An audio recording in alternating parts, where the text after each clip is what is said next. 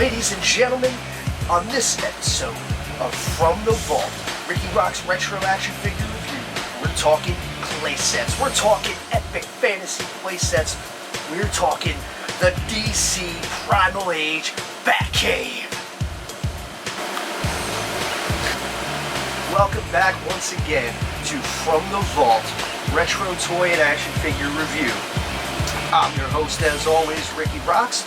Hope you guys have been having a great summer. It's September 20th. Summer's just about over with and done. And went ahead and bought myself a little early birthday present because my birthday is this week. You know, we'll do a quick, yeah, right, like anything's quick with me. We're going to do a little review here of some history. The toy line that got me into collecting toys in the first place was He-Man and the Masters of the Universe by Mattel. Came out the same year I did, more or less, and we grew up together. So one of my earliest memories, I've talked about this a million times, is coming home with the original Castle Grayskull and Snake Mountain playsets. One of the cool things about He-Man and Masters of the Universe wasn't just the 8 million amazing action figures they had, but it was also these giant epic playsets like Snake Mountain with the microphone and Castle Grayskull with the jaw bridge and all these things, the beasts like Battle Cat. It made the toy line so much more than just a toy line. It made it epic. And obviously that 5.5-inch scale and those playsets have become iconic in the years and years since then. And now, after seeing some success with a few other iterations on the Masters of the Universe property, Mattel and other companies like Super 7, 5.5 scale fantasy is making a huge comeback. It's like the 80s all over again. Back in those days, you didn't just have Masters of the Universe, you had all these knockoff lines like Galaxy Warriors, Galaxy Fighters, and all those others that were great in their own way. You had stuff by Remco, like their Warlord line. Awesome, awesome shit. I didn't collect any of it myself, but I'm kind of getting into it now. I had some of the little knockoff wrestler guys from like Sun Gold and shit. This fucking guy. You know, this was like, He-Man was so fucking popular that everybody ripped off He-Man. That's, we swear to God, it's not the Iron Sheik. And then he came in a pack with his partner, we swear to God, it's not Hulk Hogan. I played with these guys all the time. They came in a set together, I lost the belt on Hogan. But so He-Man was so popular that every company in the world was ripping off that style of build of the figures themselves, and I always thought it was really cool. You know, me personally, I went more for this kind of figure than the 3 3/4 G.I. Joe or Star Wars figures. Those are great too, but I always like this kind of stuff. So anyway, those are off the table. And don't mind the mess here, this is just my fucking work table. I do customs and shit on it. That's the only thing I had that was big enough for this guy here that we're going to talk about today. So again, a little bit of backstory. Funko, starting around 2017, started producing a line of throwback figures in the 5.5-inch scale. Very similar, not identical, but close to the old Masters of the Universe. They had a lot of success with, first, they did a Mortal Kombat series of 5 or 6 figures. Those were really cool. And then from there, they went on to do Thundercats, and now they have the Street Fighter 2 license, I think. And they made a brief stop along the way to do what's called the DC Primal Age line. Now, the point of DC Primal Age was to reimagine a bunch of the classic DC comic book characters in the style of the 80s He-Man and Fantasy Warlord Barbarian type of thing. So, I'll give you a quick look. This is just a box, but we're going to get to what was inside. And on the back here, I love the art on this, by the way. But if you take a good look at what's on the back, you can see the entire first wave of Primal Age action figures. Of course, you had Batman, but you also had Scarecrow, you had Wonder Woman, you had a lot of great characters. You even had beasts to go along with the toys, like the Joker Beast and Ace the Bat Hound. Series 2 was a little bit more Superman-oriented. They even had Crypto. I have most, but not all of these figures. I picked them up pretty much as they were coming out. I missed a couple. They are on the way. They should be here later this week. So again, if we look on the box itself, get a load of this.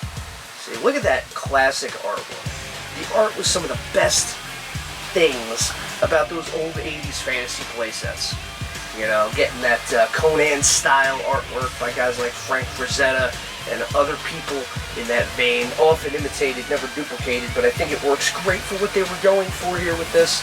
So, you can see this is an epic box for an epic, epic playset. So, like I said, I picked up Batman, Aquaman, Wonder Woman, Green Lantern. I had all of those figures,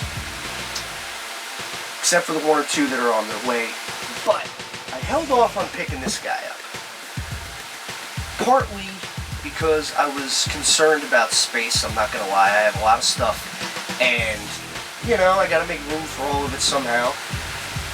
But, you know, recently I've been getting heavily into collecting vintage He-Man stuff again, and with that, I've wanted to go back and finish off some of these other fantasy lines like Primal Age, and this is the big thing. You know, it's only going to go up, so I saw it on sale for about $40, and I think I know why, because when I opened up the shipping package, the side's a little digged up there, but you know, it is what it is. What was inside was perfect, so I'm not mad about it. You know, if they knocked a couple bucks off the price because of a little thing, this thing I see go for about 50 to 60 bucks. So if they want to take a couple off for a nick on the package, I'm all about that because I'm taking it out anyway. So originally I wasn't planning on doing a video today. I didn't even know this thing was going to show up. It just showed up because it's Sunday, but I got good luck on Sundays. I even get mail on Sunday because I'm so fucking cool. And this thing just couldn't wait. So, scored it for about 40 bucks, and when I saw the size of the box on the fucking bottom of the stairs, I was like, holy shit. Because they went a little bit overboard. There was no cushion in between this box and the box that it came in. This was just kind of floating around in there. But it's fine, you know, I'm fine with it. Because it's still epic. And believe me, when you see what's inside of it, you're going to go nuts as well. Because that's what happened. I opened the box, I took out the shell and the parts, and I was 3 years old again, immediately. And I says, you know what, I was going to come back and put it together and then do a video another time, but I was feeling it, really feeling it, and I just had to go right into it. So, what we're going to do is we're going to slap it together, and we're going to take a look at everything that this Batcave entails, and we're going to see how it looks with a couple of the figures. Spoiler alert, fucking awesome. But we'll come back to that. For now, let's just admire the box art. I mean, isn't that fucking beautiful? I mean, it's not quite as detailed or as vivid as the old artwork on the Masters of the Universe boxes, but I mean, everything about it harkens back to that. The giant shield with the crossed swords, the heavy metal style lettering font, you got the castle or Batcave itself, you got the iron gate with the bat shield on it, just in case you were curious about who lives there. You got the bats coming out of the sky, ominously. At the bottom, you got the battle scene of Batman versus the Joker. Awesome, awesome, awesome shit. I love everything about this. This could be a fucking Iron Maiden album cover. I'm fucking serious. So, that's the packaging, that's the box. And again, I love how on the back, you see the whole first wave. Because when we were kids, when you got one figure, half the fun was flipping it over and figuring it out what you wanted to get next. So, I already have all these guys, they're coming in the mail, the ones, 2, 3 that I missed, they'll be here soon. And then, I think I just need crypto and I'll have the whole fucking thing. I'm doing really good with these 5.5 ones. I've almost got my reasonably priced collection of Masters of the Universe 80s figures. I'm not going near Wave 6 right now. I don't really think I need to spend $300 on fucking Mosquito right now, but I'll come back to it. Finishing off the Funko and Super 7 5.5 waves, and just got really inspired to go all in. And I'm loving the new Mattel Masters of the Universe Origins line that's out right now, and I think they have a Castle Grayskull coming out soon too. So I can't wait to pair these things up, because again, everything old is now new again, brother. And when we come back, we're going to take a look at the Batcave itself. So don't you go anywhere. we're going to come back and hit it hard. First of all, oh my God, look at this. Look at this fucking thing. This is what you get right out of the box. Now I will say, there's a little bit of cardboard cushion, but very minimal packing between this and the box, but you know what, it's okay. This thing is solid and sturdy. Look at the fucking detail on the front. Oh man, I gotta say, I love all the little things. I love these blue translucent flames. Love that shit. I think it really fits the motif. You know, Batman with that cool blue. I love that. I love the, you know, the facade on the front. I love the gated door. This thing is such a throwback. Now again, back in the 80s, a lot of toy lines directly were inspired by or flat out ripped off Masters of the Universe. Galaxy Warriors was prominent, but there were a lot of them. One thing they didn't all do was have their own knockoff Castle Grayskull. Some of them talked about it. I think Galaxy Warriors even advertised it, but it never came out. But this kind of thing would have been exactly in place with everything that was going on back then. If this came out in 1984, you could hardly tell the difference. For anybody who collects He-Man stuff and 5.5 fantasy stuff, if you were wondering, this thing abso-fucking-lutely fits in perfectly with all those He-Man and 80s fantasy figure toy lines. This thing is awesome. I'm gonna see if I can get a better look here. Ah, man, this thing is beautiful. I love the glowing eyes. Give a really ominous, kind of sinister look to it. I love the gated door with the iron fucking frontispiece there. I mean, forget even being the Batcave. Like, if you wanted to use this as, like, a fright zone for your Hordak and Evil Horde action figures or whatever, or one of Skeletor's outposts or whatever, even if you don't collect the DC Primal Age line, if you are a He-Man or fantasy guy at all, you need to have this fucking thing in your collection. You need to have this playset. Look how cool it is. One day, my ultimate plan when I got the space and the materials is to have an epic layout with this thing right in between Castle Grayskull and Snake Mountain, because it would absolutely fit.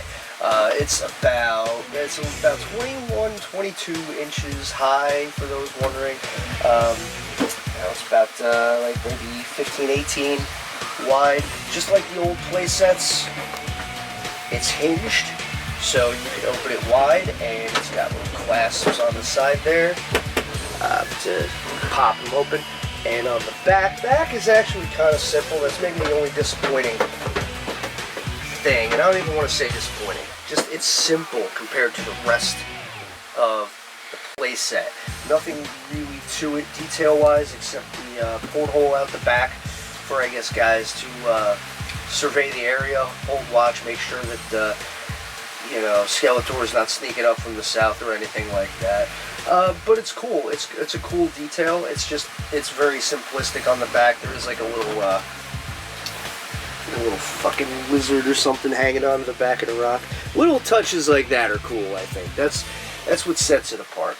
But again, it is a cave, so, you know, I guess you wouldn't expect a ton of detail. Now, there's no handle on this thing, but you can pretty much just pick it up by the sides or by the back window if you need to move it. A couple things you'll notice handling this thing.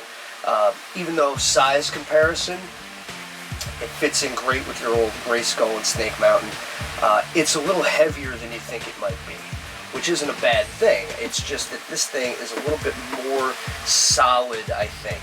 I think it's made out of a little bit harder plastic. At least it feels really sturdy to the touch right now. I don't feel, I'm not going to go shaking it around, but I don't feel like I have to be too ginger with it. I think it's well put together. The sides open up really simply. There's just the little clasps, and they just pop right open like that. And then you open it up, and then wow.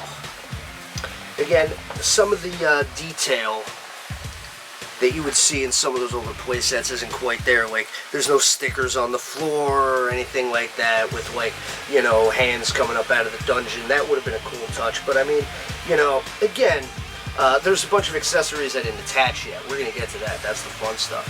But what we do have, we've got a nice brick stone floor there. I really like that. Those are little details that those other play sets like Grayskull didn't have. They actually went to the trouble of molding the floor piece to look like stone, like a vintage cave or castle.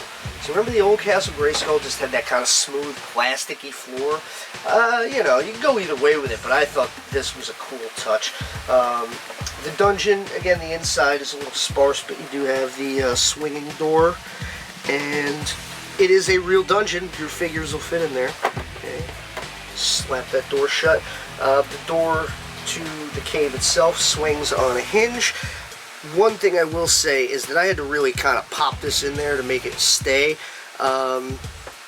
It comes in and out really easily, which I guess is good, but I have a feeling this might be a little loose for the door hinge, but so far it's fine. It holds up just fine. It's not coming off. Again, I really like the design in that, the bar work. As you can see, there's clips and stuff for some of the other accessories to be held up. And we're going to come back in a little bit after we put all that stuff in there, but first I'll show you kind of what you do get. But yeah, layout-wise, size-wise, this thing is perfectly in tune with any of your other fantasy playsets like Grayskull, Snake Mountain. Big, huge fan so far just from looking at the inside. And you do get a bunch of stuff with it. And more than you might think, actually. In case I didn't mention it, I got this for 40. You can still find it for 50. I really do think it's a steal either way. If you really care at all about He-Man Fantasy 5.5 scale stuff, you need this playset in your collection. It's an awesome display piece. Inside was looking a little barren, but we're going to fix that. You get all kinds of cool stuff. There's a flag that hangs on the inside there. Didn't mean to put that down, just kind of slipped. Kind of a tattered tapestry flag to hang up on the wall. Once again, bat insignia on it. There is no doubt who lives here. But again, if you wanted to squint, you could say it's Hordax's castle. I mean, you know, because some people don't collect Primal Age, I know that. But you can. But you can, even if you don't, you can use this with your other fantasy figures. It's great. You get some weapons and a shield. That's what clips on the wall at various points. You get a sword very similar to the one that comes with the Batman figure in this line. You get like a little warhammer there, an axe, and you get bat shield all cast in kind of what's supposed to be gold, but it turns out like a mustard yellow because you know how these toy things go. Bag is just a bag. We got this this orb. We're going to take it all out and look at it, obviously, but I'm just showing you what it looks like coming out of the package. This kind of sits next to where Batman sits in the main room there. You get this training dummy here. Remember the Castle Grayskull came with like a training dummy? This guy does too. Moves around a little bit. I know from reading about it, the helmet comes off too. The helmet comes off and it actually fits the figures in this line. This is a cool touch. So it's not just for smacking around, it's an accessory. And, okay, so we have the throne. That's where Batman's going to sit, or whoever. And, again, sculpt figures. I can't wait to take this stuff out of the plastic and really look it over. It's got like a bat face sculpted on top of it. Again, man, I could totally see this being Hordax's castle. You know, I wish they had done one. The Fright Zone was cool, but it was a little small to be a lair. It was more like a trap playset. So I would have loved to see an actual Hordax castle. So again, for the 80th time, you know, this could easily be that.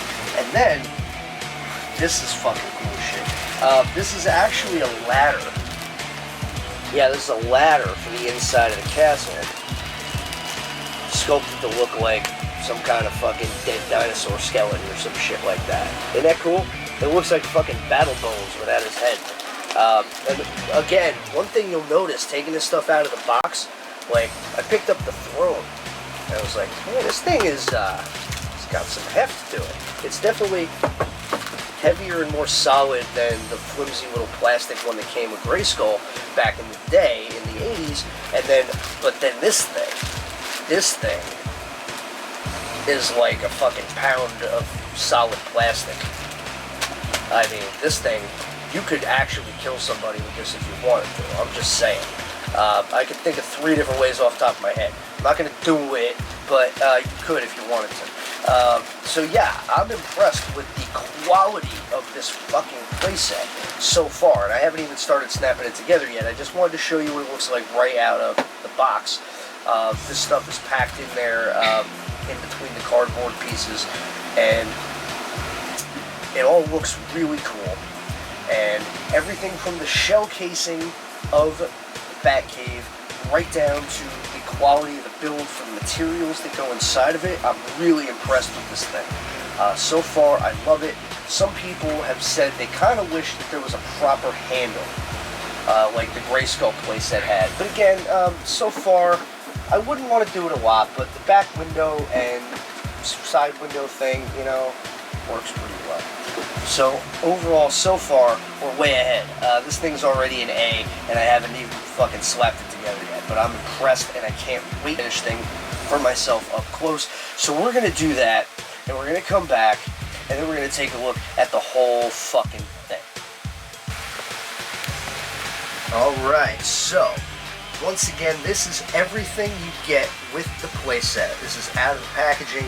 You get the weapons and shield pack, molded in gold. You get the Bat Crest flag. You get the skeleton ladder. You get the throne. Look at the sculpting job on that. Look at the detail on that throne, man. That is awesome. Flip it around here. Even on the back, you got the wing motif there. Really, really cool. This thing is really sculpted well. Just on every level. You get the bat logo on the bottom there. Really terrific. This thing and the playset as well. All this stuff, the sculpting is really great and it looks great on its own, but I could see some customizers going crazy with this and taking these things and making them look amazing. If anybody gets around to doing that, I want to see it.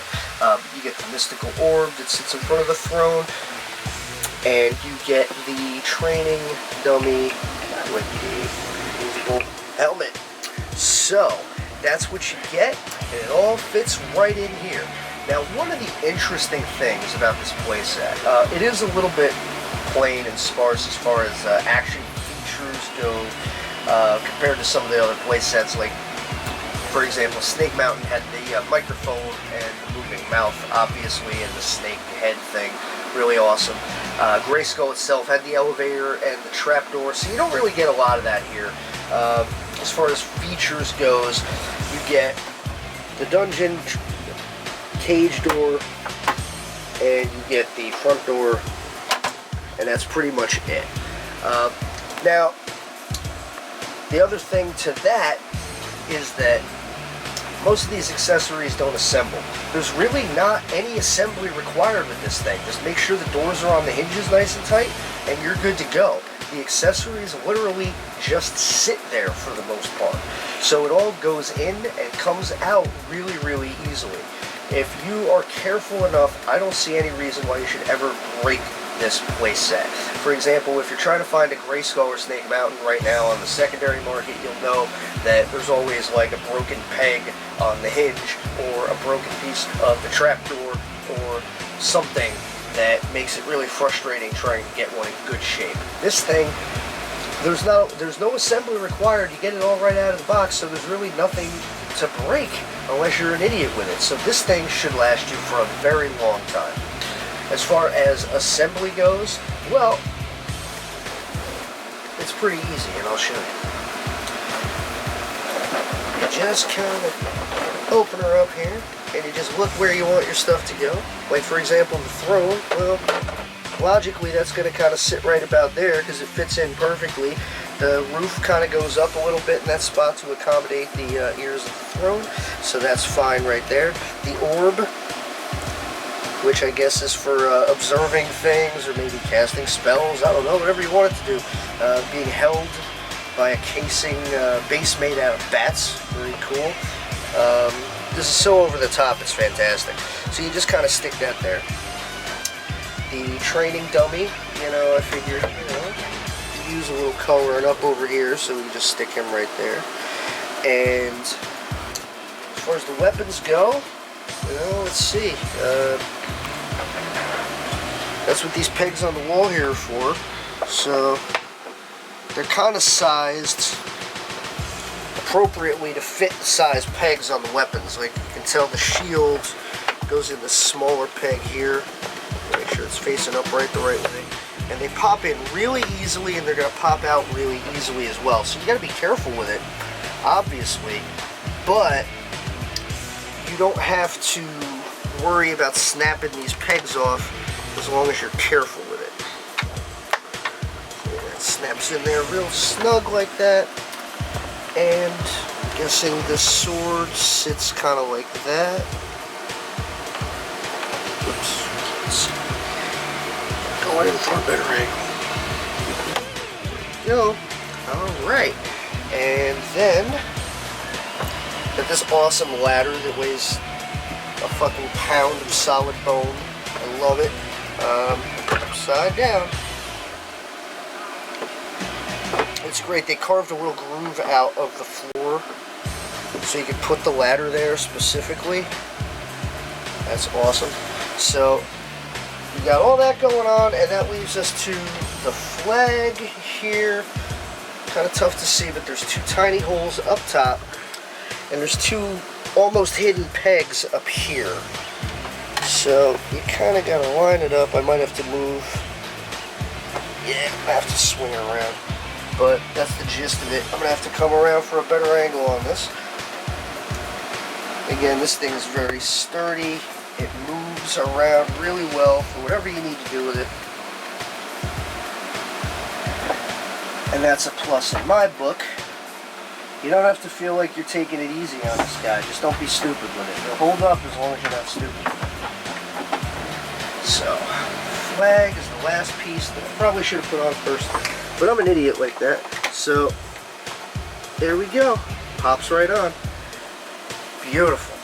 Okay, so now that it's all together, I love this thing. I love this thing. This thing is awesome. So, I don't know. Is that a good angle on that? Can you see all right, or should I move it again? It's fine. You're gonna have to cut that. So, this is what it looks like all together with all the weapons and accessories all placed. And I gotta tell you, now it's looking pretty fucking cool. I would have selfishly done a couple things differently. I mean, I would have maybe put, if not a working trapdoor, but maybe a hole in the floor, like a trap or something. Maybe some shackles on the wall in the dungeon. A sticker at least, like the Grayskull dungeon sticker would have been fucking phenomenal. It's just like something over here. They need like a decal or a rug or something. The parts of this thing that have so much detail make the parts that don't have detail stand out by comparison. I mean, again, you look at the bat faces on this thing here, or look at the sculpting detail on the seat of this throne. Look at the weathering. I mean, look at the floor of this half of the Batcave, the second floor here. You see all this detail, and it's amazing and unbelievable. But then you hop down to the basement floor, and it's just the smooth plastic, right? That's the thing I mean, you know? It's definitely way, way off the charts. Again, this is selfish shit. This is just if I could change a couple of little things, that's what I would do. But strictly as a display piece, I think this thing is fucking fantastic. I'm gonna come have a seat because my back is shot. But I think you get the general idea here.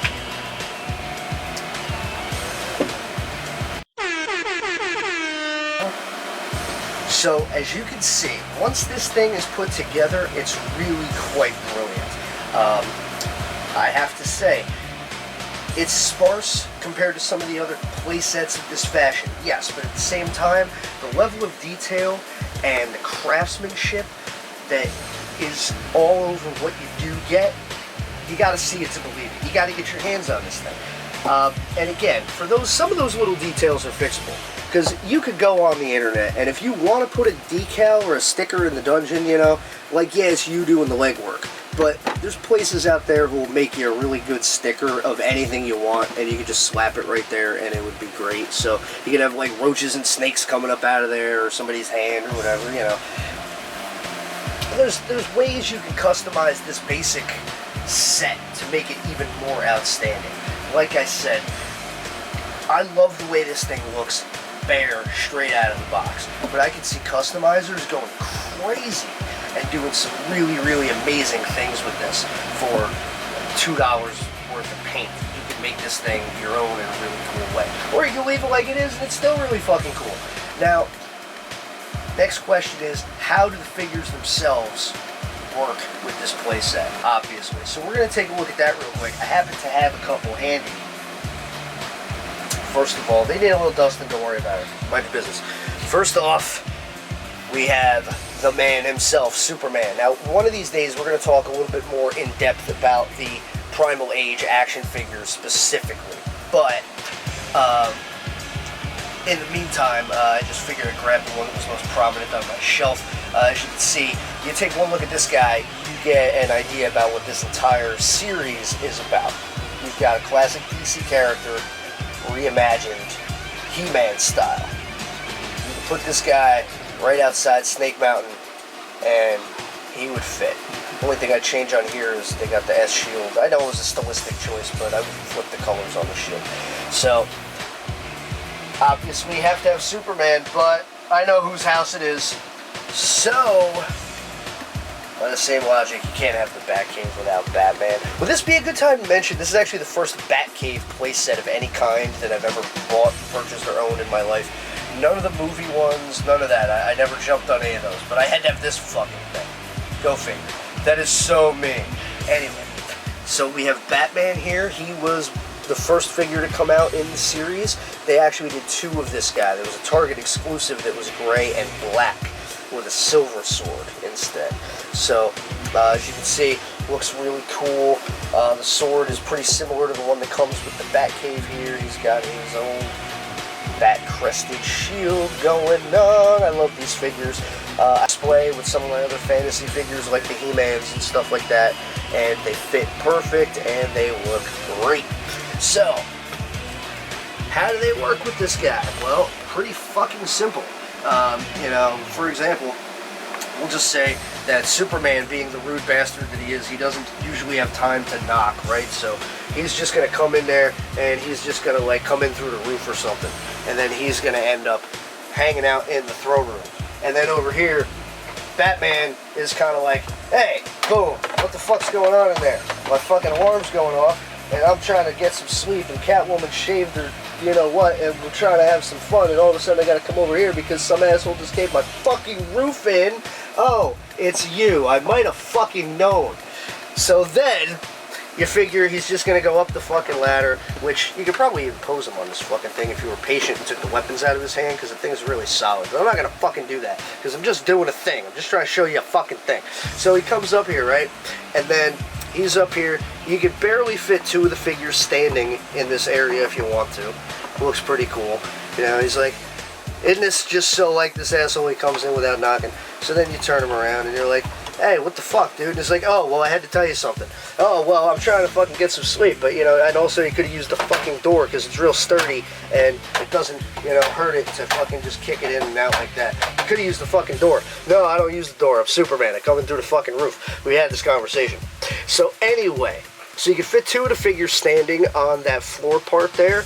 And then, you know, if Batman has to take a chill because he's just sick of Superman's shit, the cape kind of gets in the way a little bit, but you can put him on the throne if you're careful. And it looks fucking great, you know? And he's like, hey, Mystic Orb thing. Show me what's going on with fucking Tori Black right now. What's she up to? And it'll probably show up on that orb, because even Batman's got to relax. And Superman just stands over here staring judgmentally at him like, the fuck, dude? This is what you do in here all day? And he's like, well, what the fuck? I've got the magic orb. Well, what else would I be watching? So anyway, then we're going to go downstairs a little bit. And so yeah, the figures fit fucking fine, is my point. So then we come downstairs a little bit, and then you've got the old dungeon door there. Now there's no locking mechanism on these doors, they just swing freely. So for better or worse, that's what that is.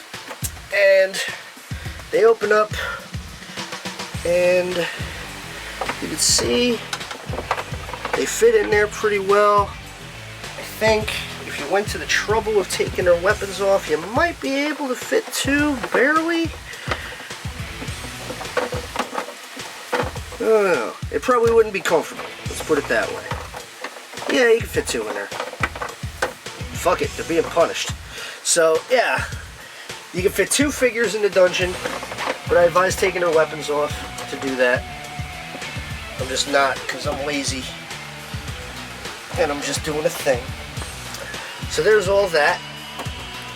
So again, I don't know what would keep the bad guys in the dungeon except for the power of imagination, because the door doesn't fucking lock, but it's fine. The weapons, you can use them with any of your figures, they fit great. The training dummy thing here, it's just a block that they can fucking attack or whatever. There's not a lot to it, but the coolest part of it is that the fucking helmet thing comes off. Like that. It's like, ha ha ha, guess what I'm being for Halloween? Ha ha ha. You dick. I mean, you can do that. You can totally do that. I just did it. So yeah, so that's pretty much the coolest thing about the training dummy. Otherwise, it's just there.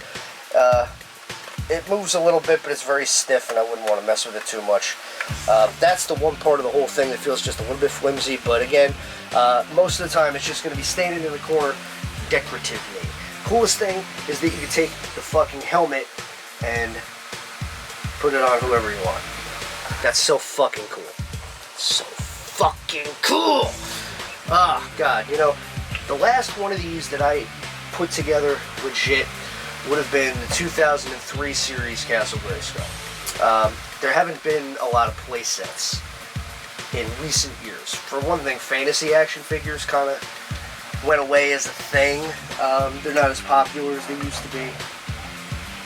But beyond that, you know, it seems like a lot of them don't sell, or, you know, kids don't seem like they're really just into toys as much, or, you know, you don't see a lot of things like this. But not only would this have fit in so perfectly, if this came out in 1985, somewhere around there, not only would this have been a very incredibly welcome addition to anybody's Masters of the Universe or Fantasy collection, I think this thing is phenomenal now. I think this thing is great, and there's a few things I didn't go over that we'll touch on really quickly. Just mute these guys for a second. But in brief, like I keep saying, I love everything about this playset. I think it's fantastic. I showed you how easily it is to set the pieces up, and it's just as easy to take them back. I kept the bags they came in because even this whole thing will pack up and fold very easily. If you want to do that, you can do that. Just put all the pieces in there. You can leave the shields hanging if you want to. I don't know about the bone thing. Probably, actually. I think this thing might even fit. Depends how lazy you are. But you can make all of this stuff pretty much go back together and snap shut. Just gotta be a little careful with it. But yeah, so you can do that. But I'm still gonna use the bags just because I want to keep everything as pristine as I can. So, just showing you how easy it can be to just kind of move the stuff around. So, but it's all pretty sturdy, and I love the way it all pops together so easily. But you know, if I can make this stuff good, you guys could even do some awesome custom work, like I said, to make it even look better. I'd love to see it. But I want to show you one or two other cool things about this beast that I love so much, just to give you a little bit more of an idea what kind of cool shit you can do. Again, the visuals on this thing, fantastic. The bare painted shell looks great, but I'd love to see some custom work on it. If anybody's feeling creative, let me know, because I'm not in a rush to buy another one of these just to dusty it up, but I might. That's the thing. I might. One day I might just do that. They do take up some space though, as you can see. This thing is pretty solid. Takes up a good chunk of room. But so we showed you the inside. Now, one other cool thing, I love this, is you got this little lookout tower up top here. Now there's no doubt whose house it is. You just stick them right up there in the old belfry, and there it is. So you got a lot of floor space inside. You can fit a lot of these figures inside the playset, standing out here. This thing makes such a great display piece for all your fantasy figures. I love it. There could be a little bit more going on in some of the places, but I think for what you get, you really can't complain or go wrong. I mean, I think this is one of the coolest fucking playsets I've ever seen in my life. I really mean that. So, what we're going to do is we're going to talk about it a little more, and then we're going to wrap it up. But on the whole, I think this thing is fan-fucking-tastic. Well, rock stars, that pretty much says it all in our look at the DC Primal Age Batcave playset. We covered it inside and out. We showed you everything it does and everything it is, and I gotta say, I love this fucking thing. Messing around with it and putting it together as it is, it really felt like being 3-4 years old all over again. I loved it. You know, and right before my birthday, it's even more magical. Like I said, I couldn't resist giving myself a little early gift when I saw this thing marked down to $40. But you know what? Even if I paid the regular $50, I wouldn't complain. These things are still all over the internet. You can get one of these at the snap of your fingers for, again, $40 to $50, and you get all of this, and it's so easy to put together. And like I said, I love it how it is, but it's even so easy I could see to customize. You could, if you wanted to, you can go crazy with the airbrush and turn this thing into anything you wanted. I can't stress that enough, man. I love this series. I love all the 5.5 throwback lines, but I can't help but be in love with seeing DC characters reconstructed as fantasy barbarian figures, and I love that there's a playset to go with that. We're going to talk about the whole line later on down the road. We're going to talk about the figures, we're going to talk about the beasts, and now we have a really great backdrop to use when I get around to doing that. They go great with this thing, and this thing goes great with all your He-Mans, even your Thundercats, I guess, if you want to squint a little bit. Your Galaxy Warriors, your Galaxy Fighters, your Freedom Fighters, all your knockoff favorites. And I gotta say, this thing fits in so well, and it really gives that same exact feeling. I think it's a bargain for what they're asking for, and even if I got this thing as a kid in 1985, 86, I would have been all over it. This is by far one of the coolest action figure playsets I've ever seen. It doesn't do a whole lot, but it looks fucking great, and there is more to it than meets the eye. So definitely check it out. And I do encourage you to get into the Primal Age figure line. Again, you know, you get the feeling of what they're going for. And I love it. And I gotta say, they are cool figures, so make sure you collect the all. Don't forget to collect the all. I'm going to say that's ironic. I'm going to say that they were trying to keep the spirit of other knockoff lines from the 80s, like Galaxy Warriors, some of which didn't even give their figures names but numbers. And they too would encourage you to do things like collect the all, or collect entire range, or whatever. So that's what I'm going to say they were going for, because it's less embarrassing for them that way. But anyway, I love this series, I love these figures, I love this playset, I love this Batcave. Like I said, I was never inclined to purchase a Batcave before, ever in my life. But even if you don't collect this line, this thing will fit in great with all your other shit. And it really does, and it's beautiful. And it looks so much better in person than it probably does coming at you through your little screen there.